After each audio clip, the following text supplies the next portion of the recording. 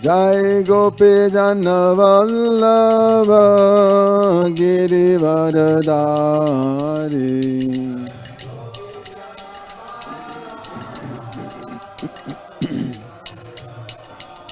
Jasudana Nana Braja Janaranjana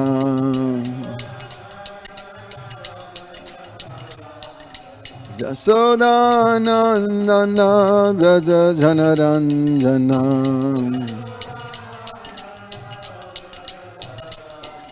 Jamunatira Vanachari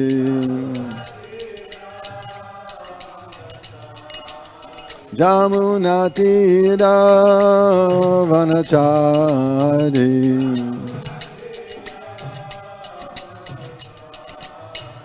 Jai Radha Madhava Kunja Bihari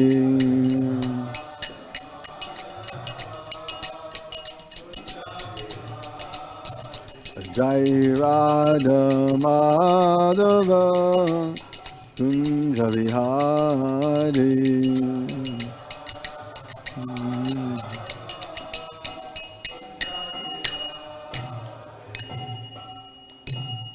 Jai Om Vishnupad Paramahansa Paribhajaka Asto Dharastasi Sri Maharaj Divine Grace Sri Sri Bhaktivedanta Swami Prabhupada Ki Jai Grantaraj Srimad Bhagavatam Ki Jai Harinam Sankirtan Ki Jai Hitai Gauravimanandi All glories to the Sammal devotees All glories to the Sammal devotees All glories to the Sammal devotees All glories to Sri Guru and Sri Gauranga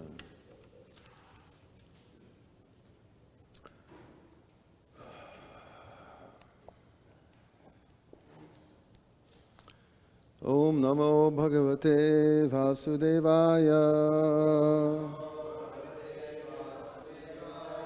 Om Namo Bhagavate Vasudevaya Om Namo Bhagavate Vasudevaya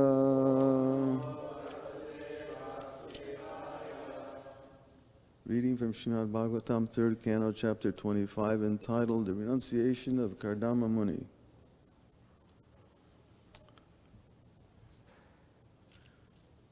Today we're going to start off with text 14, and I was asked to do 15 as well. So we'll just chant 14 together, and then I'll do 15 myself.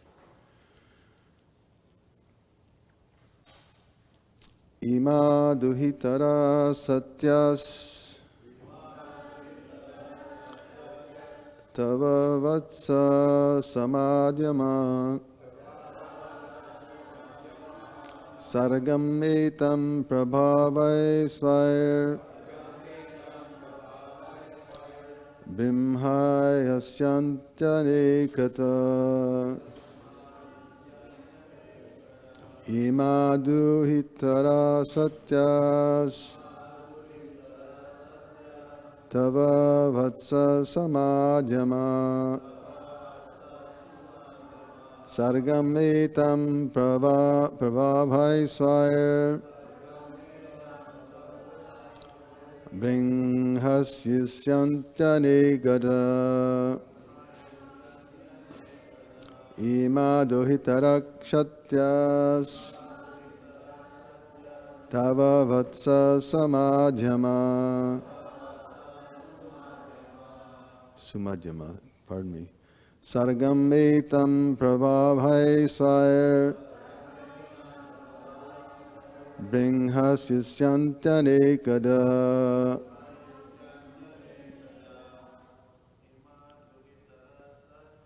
Imaduhitara satyas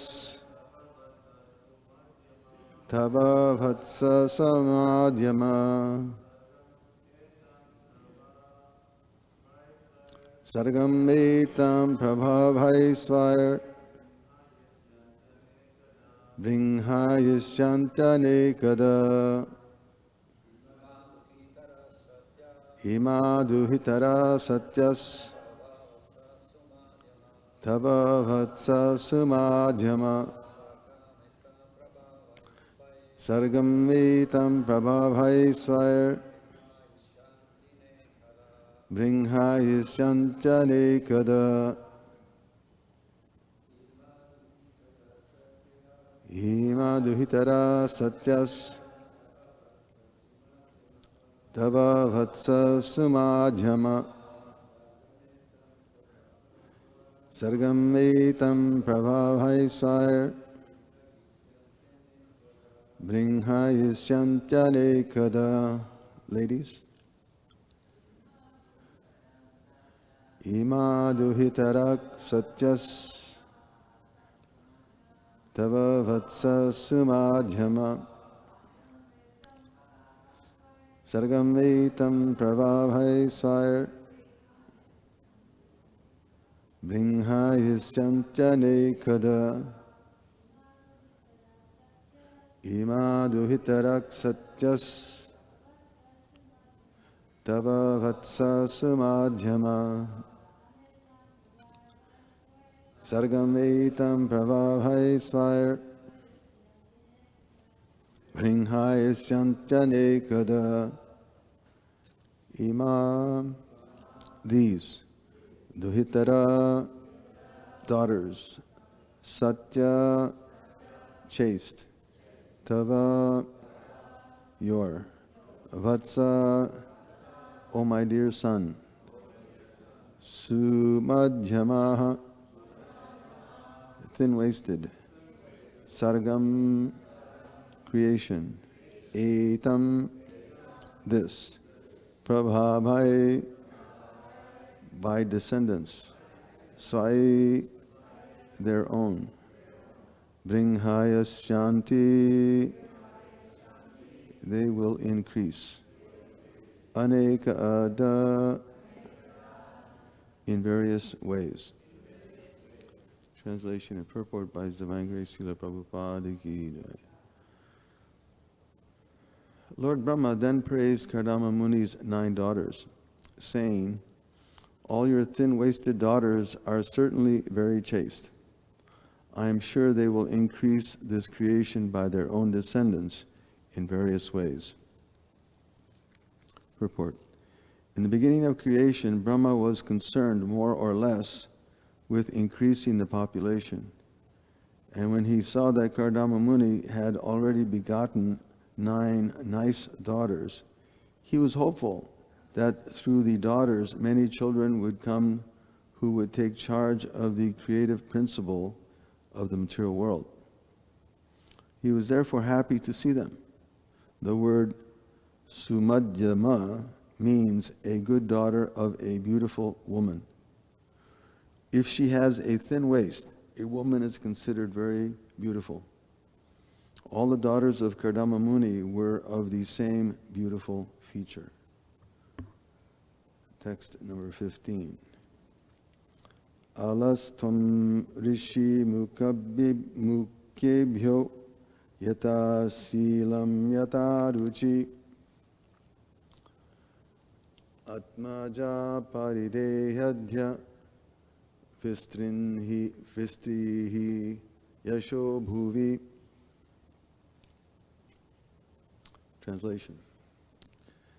Therefore, today, please give away your daughters to the topmost or the foremost of the sages, with due regard for the girls' temperaments and likings, and thereby spread your fame all over the universe. Please repeat. Therefore, today, please give away your daughters to the foremost of the sages, with due regard for the girls' temperaments and likings, and thereby spread your fame all over the universe. Purport. The 9 principal rishis or sages are Marichi, Atri, Angira, Pulascha, Pulaha, Kratu, Bhrigu, Vashishta, and Atharva. All these rishis are most important, and Brahma desired that the 9 daughters already born of Kardama Muni be handed over to them. Here, 2 words are very significant.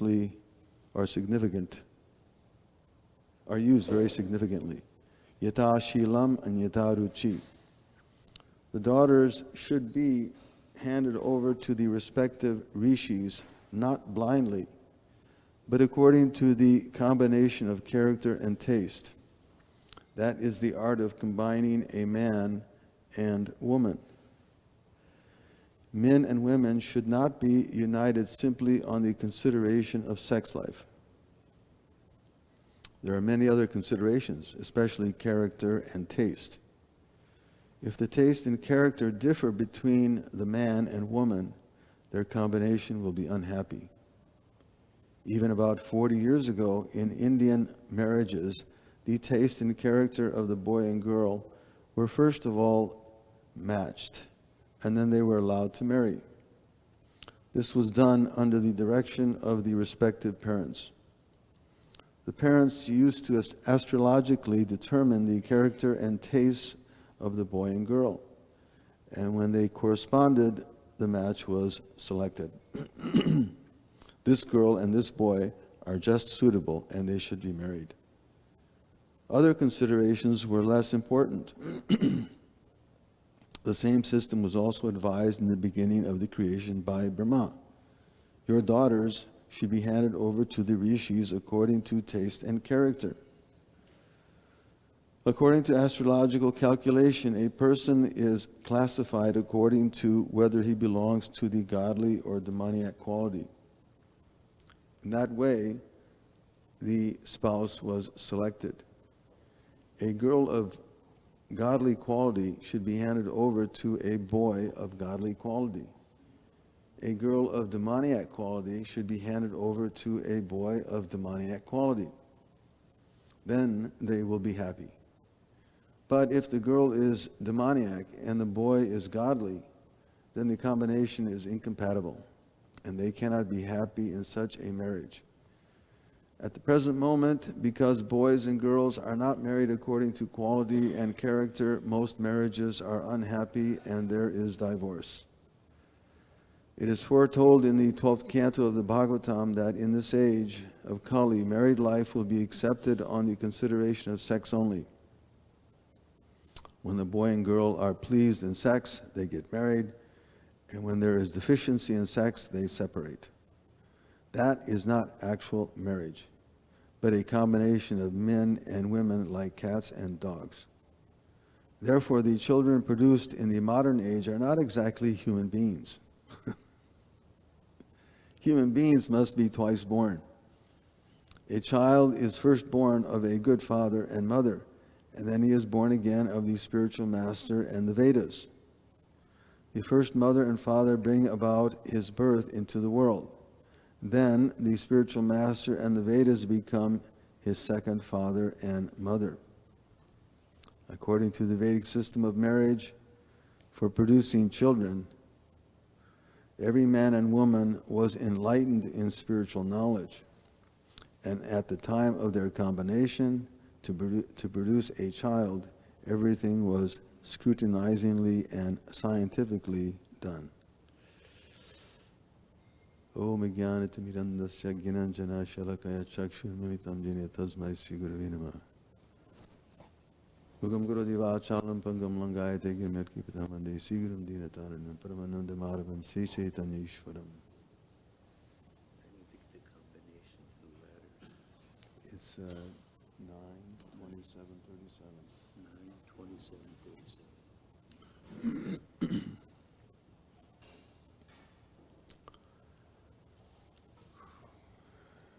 Well, very interesting purport Srila Prabhupada gives us.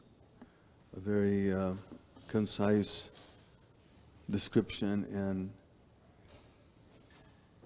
how important it is to produce, how important the combination of a man and woman needs to be, how important it is to have it there in order to produce proper offspring. For the, as Brahma states here in the translation,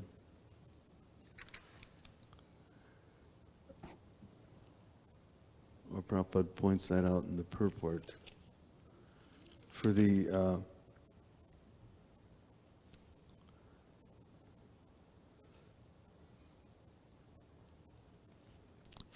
continuation or for the happy, I guess you could say, happy situation in material life. If there really is such a thing. But anyway, here, Lord Brahma is expressing his thanks. We can understand he's quite aware, but he's expressing his thanks to Kardama for having produced such very nice daughters. Because, again, good progeny has to be there. A good daughter, a good husband, has to be there in order to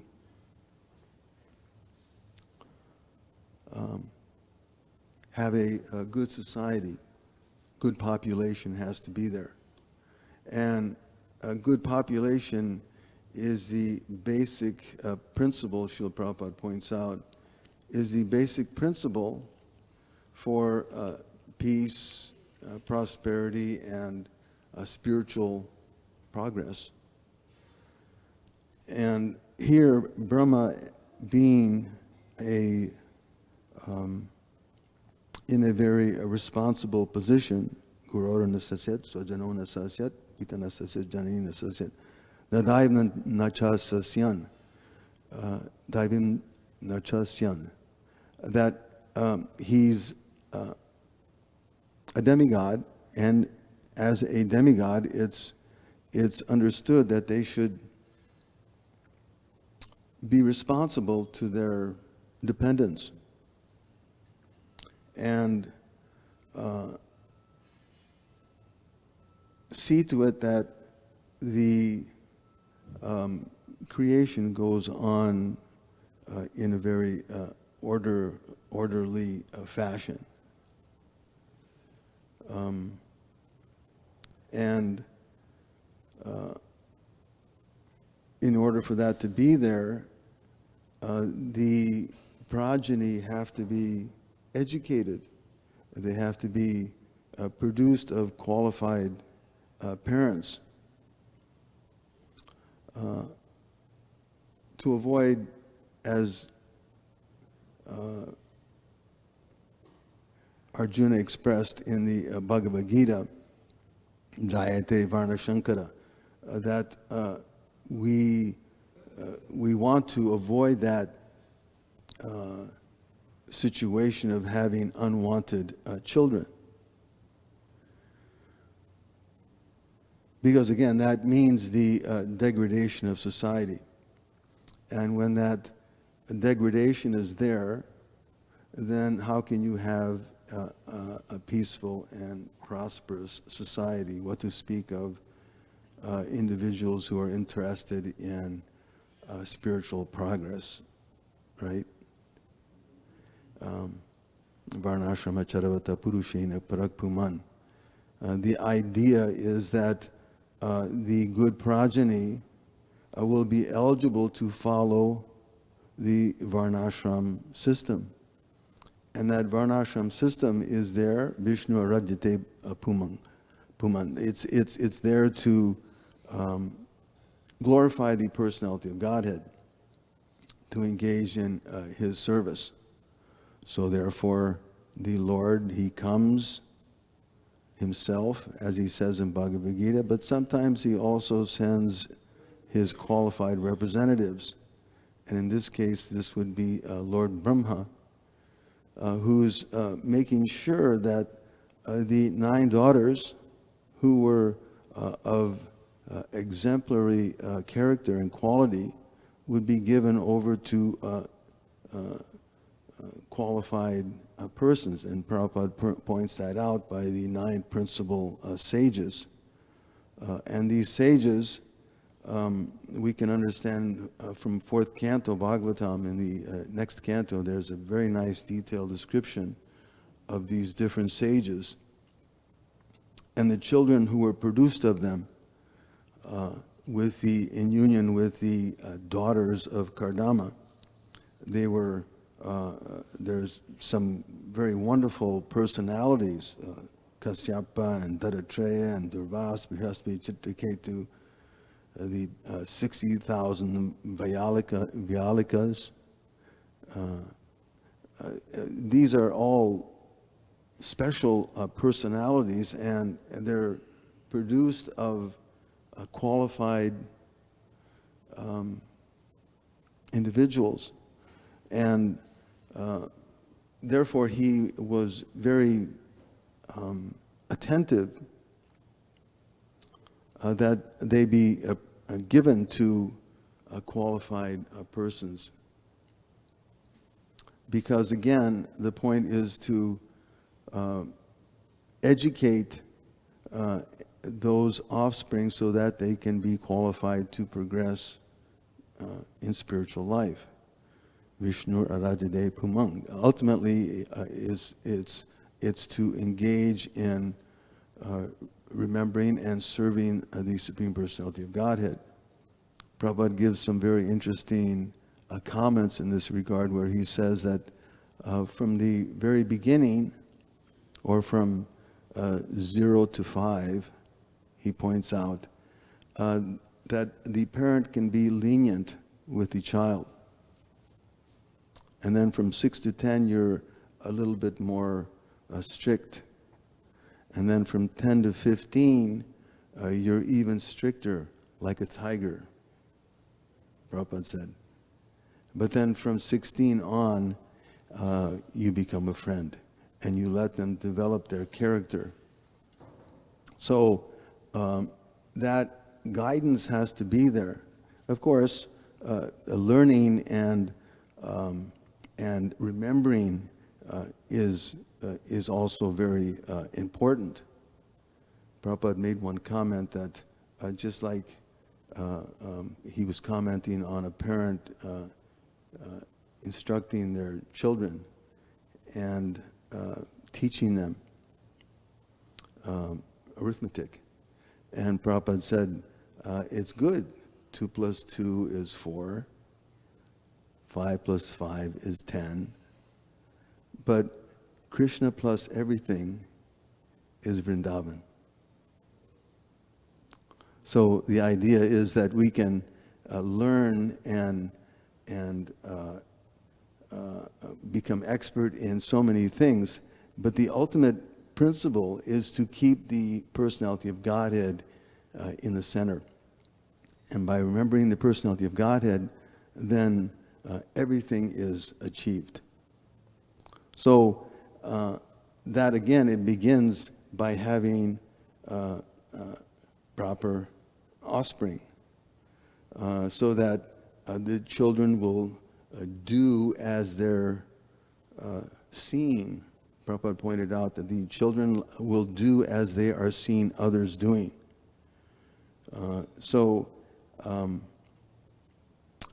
It's paramount that the offspring be led properly, taught properly. Prabhupada even said to one Mataji that he gave her instruction that you should do like this and like that, and if you can't do it, then I'll take care. This is how important it is that that one who has become a father, mother, guru, even a demigod, should be responsible in developing a proper population, a proper family, a proper child, so that again society can function properly. As Prabhupada points out here, that this is even 40 years ago, even of course, sometime, I don't know if they're still doing now, but according to this purport, when Srila Prabhupada wrote it, even 40 years ago, this was done astrologically, that the combination was done astrologically. And you can just imagine a wheel with different spokes. And those spokes and those it divides that wheel into various houses. And those houses are governed by a certain sign and a certain deity. And each one of those houses has a dominant factor in determining what a person will be like. And these considerations were there in the matching of the boy and the girl. That personality, other than, as Prabhupada points out here, it's quoted in the 12th canto, right? Dampatye biruchir hetur, mayayava vyavaharike. That it's not according to just the sex activity, but it's done according to, what did he say? Taste and character. And that's determined by that astrological consideration, that a personality has to be considered, that finances or internal values between people have to be considered, or the connection or the ability to interact with another individual has to be considered, or how one nurtures oneself and others has to be considered, or how one expresses oneself, or the creativity that's there within a person, or the condition of the body and the mind, and even the more subtler imagination and feelings. So all of these considerations are done, as Prabhupada points out here, even most recently. And in Vedic times, this was there in order to, again, produce a qualified population. And otherwise, as Prabhupada points out here, they won't be happy. A girl of godly quality should be handed over to a boy of godly quality. A girl of demoniac quality handed over to a demoniac quality boy. And then they will be happy. So the question would be, how will the demoniac be happy? The point is that they'll be happy in their work, and in a better the opportunity. First of all, there'll be less chaos in society, and they'll also be in a better position to hear when the opportunity comes to have that good association. Just like devotees have to sometimes go out and we talk to people who are engaged in terrible activities, and they consider themselves very happy and comfortable in life. But because that opportunity has been was given by fate, they have met a devotee, the opportunity to hear, even unknowingly, or unknowingly they're engaging in some agyata sukriti. They're benefiting. So for that reason, again, a girl of demoniac quality should be handed over to a boy of demoniac quality, and good. Otherwise, that combination is incompatible, and which is the case in present society, that as a result, they're not married according to quality and character, but instead on some superficial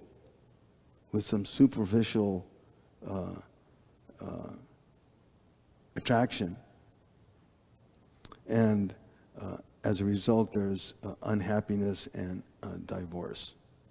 And again, this was, Prabhupada points out, is predicted in the 12th canto of Bhagavatam, that the combination will be only considered on the superficial qualifications of a person, how they may be very expert in cheating, or very expert in a sense gratification. So it's, again, very interesting how Lord Brahma here is quite concerned that the daughters be handed to qualified persons, which is very instructive for the present age, because where there's an absence of that, there's no consideration in that regard to produce fine children. Chanakya Pandit comments that an entire forest can be destroyed with a little fire in the hollow of a single tree. The entire forest can be destroyed. So similarly, a bad child can destroy the entire family. And then he points out that also in the forest, you may have just one single flowering tree, which can bless the whole forest. That a good child can benefit or bless the entire family. It's so important to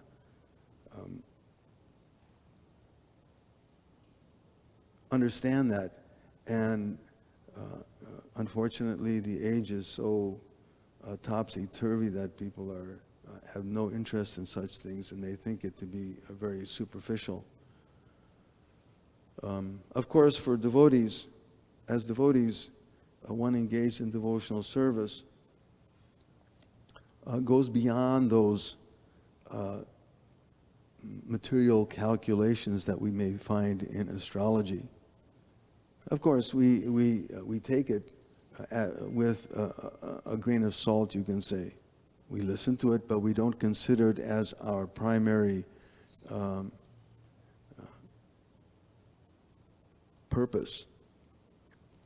Srila Prabhupada also, there's a very nice discussion in which he spoke with an astrologer, a Brigu Shastri in Hoshaipur, before he came to America. This was in '65. And Prabhupada went to see this individual and had a Brigu reading. And in the reading, the Shastri said that very soon you'll be going to the West and you'll be very successful in preaching. And Prabhupada stood up and raised his hands and just said, Hari Bol. So it's not that he was certainly obliged or conducted or working according to such material calculations. We take them, we consider them and try to understand them, and sometimes reflect on how they help us in our own lives, or how it may help us to understand another person. But our basis is taking the instruction of Chaitanya Mahaprabhu and the instruction of the Guru. Just as here, Lord Brahma, he's giving the advice to Kardama that give your daughters to these qualified men. I can see your daughters are very qualified. They should be given to very qualified persons, and the progeny produced of them will be very great. As we mentioned earlier, they'll be great personalities, Anumati or Dattatreya or the Vaikalikas. All these are great personalities, and by their coming in to this material sphere, this society, or this material energy, this material world, this material life can be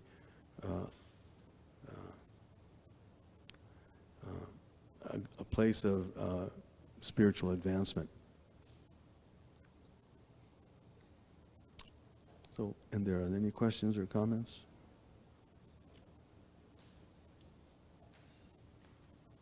Shamchandra Prabhu.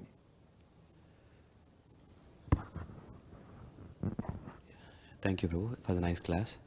Actually, this verse is very important because it actually answers or hints 2 points in the life of Kardama Muni. The 2 points is basically, the first point is, why did Kardama Muni, before he impregnated Devahuti, why was he traveling? Like, you remember, right? He was traveling all over different places, right? That's the first question, the first point. And the second point is that why did Kardama Muni expanded into 9 forms? I mean, we give some reasons, right? When we were discussing those points, we gave some reasons. But actually, this verse is actually hints the reason why Kardama Muni has done so. Because the primary reason for Kardama Muni to give the 9 daughters is for the expand the population. Yeah. And that is done by giving these daughters to the 9 sages. Yeah. And why 9 sages? Why not 5 sages? Why not 12 sages? Because 9 has some significance. Because for the creation to happen, that specific number is required to create enough diversity. Just like demonic nature, divine nature, there are much more diversities, and each sage is having a certain temperament. Yes, certain temperament and quality. Yes, and taste. And then for him to have a wife, she has to match the same temperament. So the Kardama Muni's job was also not just creating a daughter, but of a variety who will suit one of the 9 sages. Yeah, there's so much of a bigger picture in this whole thing. Exactly. So for him to do that, that is why basically he was traveling different places, because in the Garbhadana Samskara, it is mentioned that the consciousness of the husband affects the consciousness of the child. So for him to produce a specific child of that consciousness, he should have that specific consciousness while producing it. That's why he was traveling to create that impressions in the mind of Devahuti and Kardama himself. And the reason why he was expanding to 9 forms instead of having 9 times, right? 9 forms is because each form is imbibing a specific consciousness of a variety, which when produced, he will have a child of a different temperament and liking. Yeah. So actually, this verse gives a hint why Kardama Muni was traveling, and this also hints why Kardama Muni expanded to 9 forms to create the diversity. Yeah, And we don't see that same thing when he was producing Kapila. Actually, before Kapila was producing, he was doing austerities. He was not traveling, or he was not enjoying or stuff like that, because that's a different purpose. But this purpose of the 9 daughters is purely for the sake of procreation. Yeah, yeah, and it's interesting to note also that the daughter takes on the qualities of the father. So as he was traveling, and his duty was to expand the population and connect with various rishis, so he produced a daughter which would be suitable to that rishi, so that there would be a continuum of offspring. Yeah. Very, very interesting. All right. Srila Prabhupada ki jai.